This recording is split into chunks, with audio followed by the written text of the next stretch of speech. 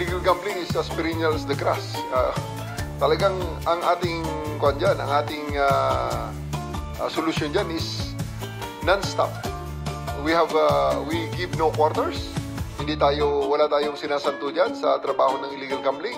Hahabulin natin ang mga yan. Kasi it is the arm of the government that is intended to eradicate the illegal gambling so that kung ano man ang proceeds nitong mga gaming na to ay nagagamit natin sa ating mga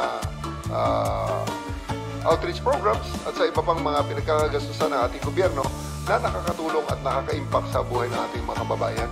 So, wala kaming sasantuhin dyan sa illegal gambling na yan at hindi natin titigilan kahit na totoo nga yan na simula noon hanggang ngayon ay nandyan ang illegal gambling. Pero I would like to believe na bumaba na ang incidents niyan dahil nga ang STL ay nandyan na.